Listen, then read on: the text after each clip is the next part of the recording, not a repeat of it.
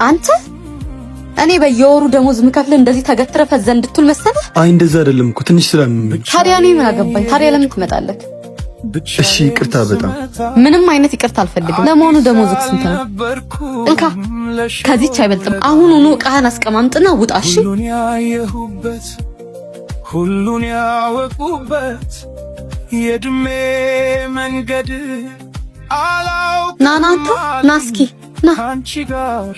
አቤት እመቤቴ። ብዙ ከስተመር ቢኒ ይሉኛል እና ደግሞ በጣም ጎበዝ እንደሆነ ሲነግሩኝ ነበር። እስኪ ጥራልኝ፣ ማየት ፈልጋለሁ። ቢኒ እኮ አሁን ያባረርሽው ነው እመቤቴ። ኦ ማይ ጋድ።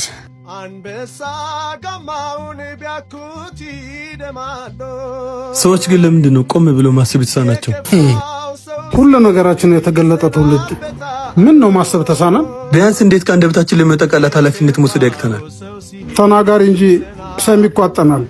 ክፋታችን በዛ። በክፉ ቃላቶቻችን ምስኪኖችን ገለናል። ጸጸት የሚባል ነገር አልፈጠረብንም። ብቻ እኔ እንጃ፣ እናሳዝናለን።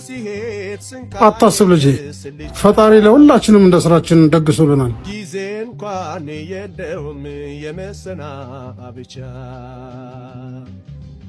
የከፋው ሰው ሲሄድ ኑሮ የመረረው የከፋው ሰው ሲሄድ ኑሮ የመረረው አይዞህ አይዞህ ብሎ